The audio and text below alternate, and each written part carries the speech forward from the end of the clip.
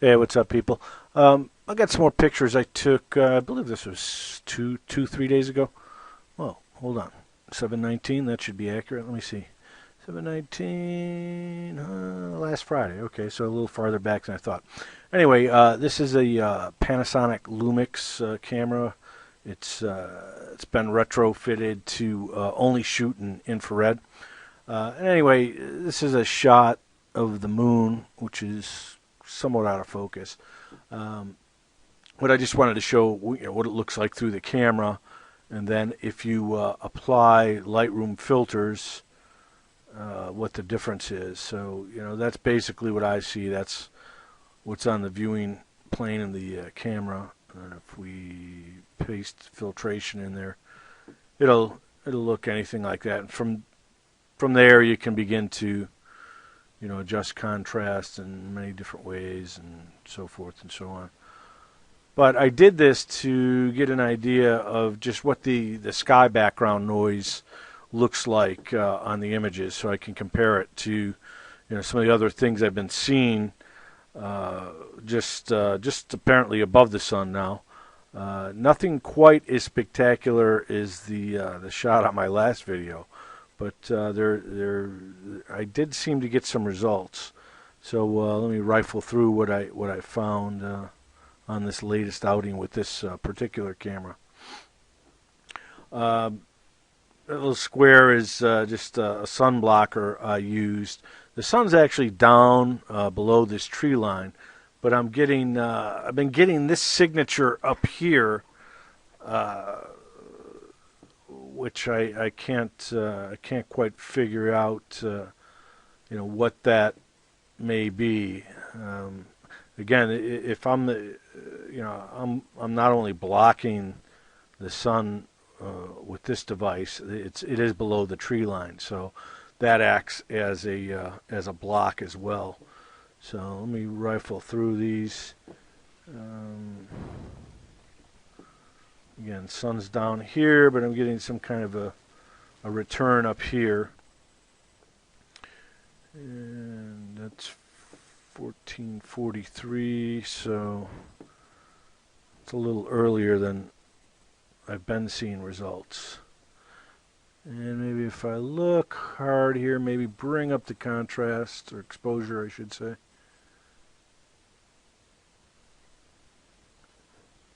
Vaguely make something out there.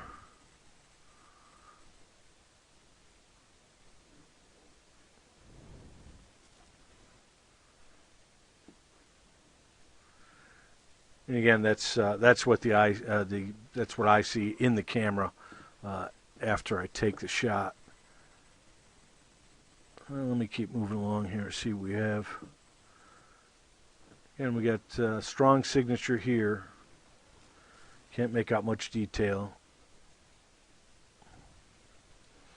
Yeah, it's starting to get better now. This almost has a form to it right here.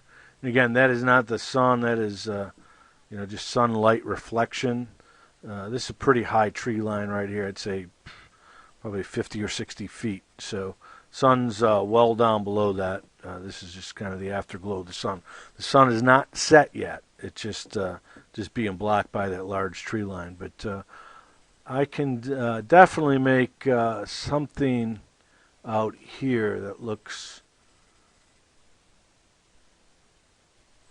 quite a bit more solid than the ambient colors. So I got that, and let me start moving through here. Again, circular. I see 3 points here. 1, 2, 3. And that's what I look for. This object does seem to have a few different looks to it, a couple different faces.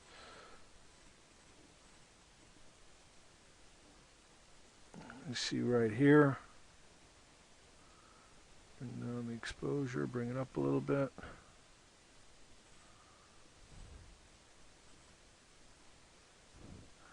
So it's pretty consistent. So what is it, 7? 7:51. Oh, 7:19. Sorry, thought that was military time over there. So 7:19. I think when I had that that super clear image of what looked to be a planet, I think it was around 7:20 at that outing. So it's about right here. So yeah, nothing as clear as that day, but I'm still getting a return. Let me keep moving along. And that's pretty well defined right there.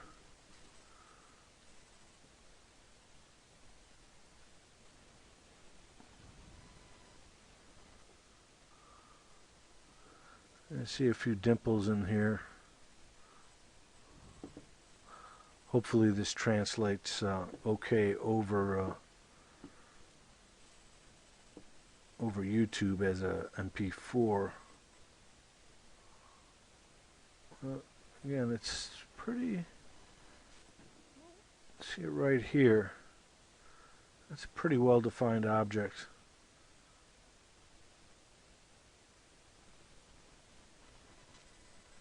That's about it. That golden hour, 7:20 p.m. Central, is when I had that. I think I had like several very clear images in the last video I put out.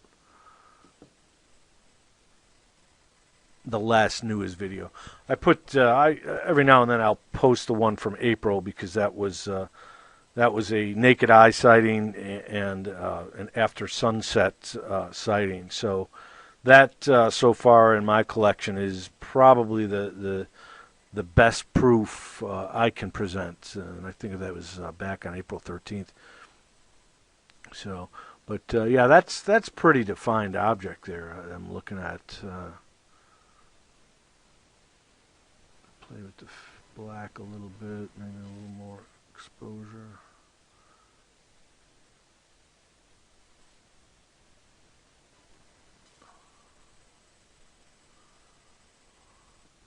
You can almost see some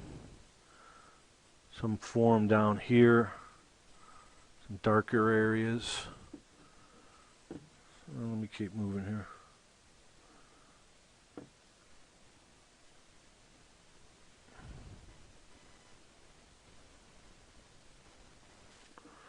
And you got like three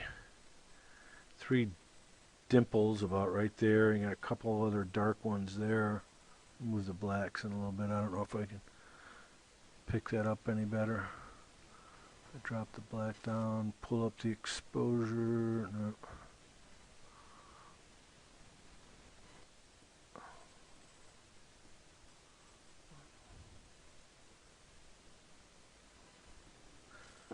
And then I think these next shots were just, I'd switched the camera over to white balance, which gives it an altogether different look. But you could see a lot more of the features, and it's not very circular in this picture. You get a band here, maybe a band there. It looks like a crater there, maybe a crater there. I think I actually like this white balance filter better. Seems to give a little bit more detail.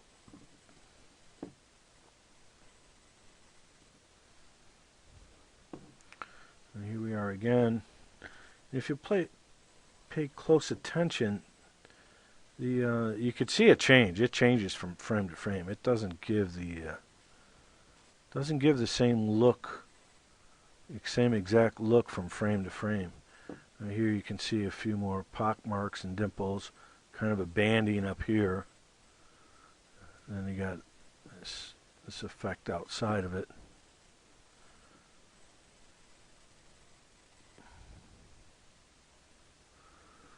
I think I had the camera tilted on that one.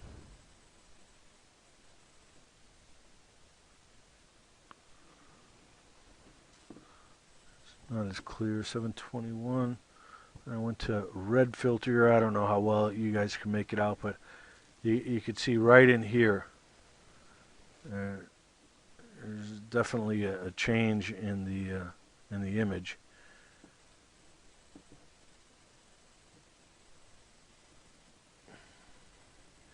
And let me see what else we got here.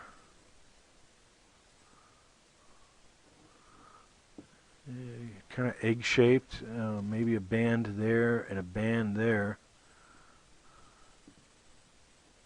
I still need to check stellarium, but I believe if I map this, it would be pretty dang close to where ice is supposed to be in Gemini. I think pretty close to the sun, just above it. So I'll have to look into that a little closer.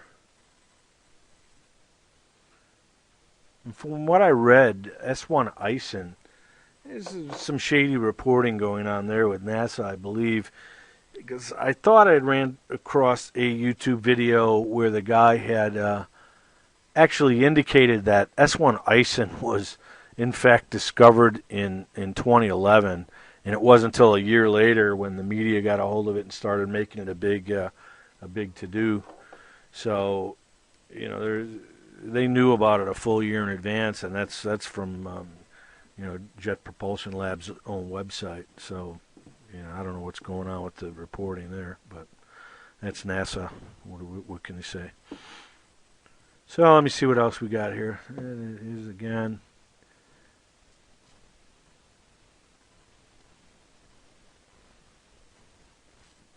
And any chemtrails in the sky are going to mute this thing out, even if they're not directly sprayed on me. They could be sprayed in the Pacific Ocean, but obviously, you're still going to have to cut through that atmosphere with your camera. That's why I think, NASA, if at all possible, they like to get outside the Earth's atmosphere completely, or at least as much as possible, just to bypass a lot of that infrared light that we have to deal with. And a little bit of a different look there. There's a couple of circulars in there.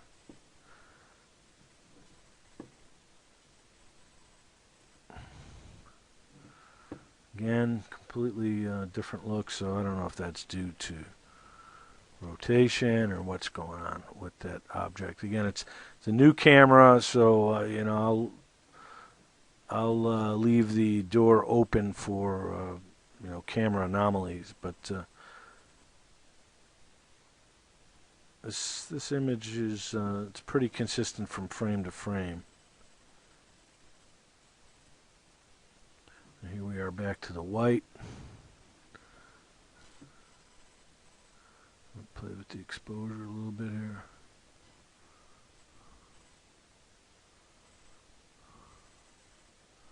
And this thing almost looks like it has structure here. You got a band going across there, kind of a windowed effect up here. Kind of another banded area there. Here's another band, and kind of a windowed effect in there. So, strange looking object. Let's mess with this exposure here. It's pretty strange looking itself.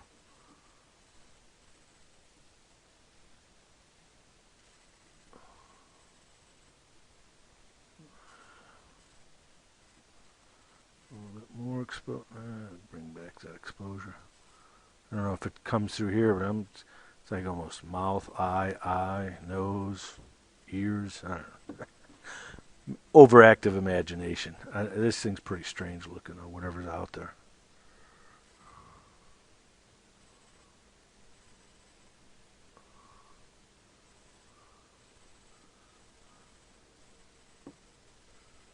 And again, sun's down behind the tree line, so that should help as a block. This one's quite a bit more circular.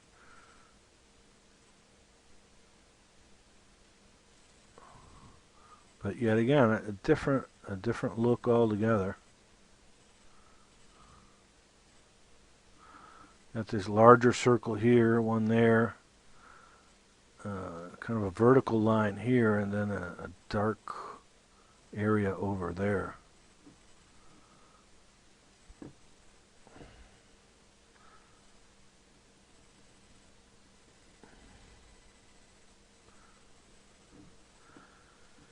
And so yeah, that's about it. I mean, I start at maybe 7:19, 7:20, and photograph for 5 or 10 minutes, and over time just kind of loses its detail, I guess. So at 7:25, something's still there. See, this kind of a zigzag. It's a double-banded look, and then you got some pock marks up here. There's that triangle again. Those three marks they were down here quite a few frames back. So anyway, that's where I'm focused now. This is over the sun at about 7:20 Central, but believe I'm getting results, so I'm going to stay concentrated on that area and see what we can come up with. The chem clowns have been out the last couple days, so when they're out, it's a definite showstop. I don't have anything that can cut through their chem curtain. So, but we'll see what today has to offer. And again, I'll just end it where I started. That's the camera's fine. This was shooting southeast at the moon with a similar filter, so you don't see any real anomalies there at all. So either there is something above the sun, or that that sunlight is causing this. If it were sunlight, I would think the images would be a lot more consistent. This outing, these images have a pretty different look from frame to frame. So I mean that looks pretty convincing, as if something's there. As does that. I mean, I can almost pick out surface details on that thing. But anyway, I'm going to keep working with this little Lumix camera to see what it continues to record for us. But until next time, guys, that's all I have. Over and out. We'll talk to you soon. Bye.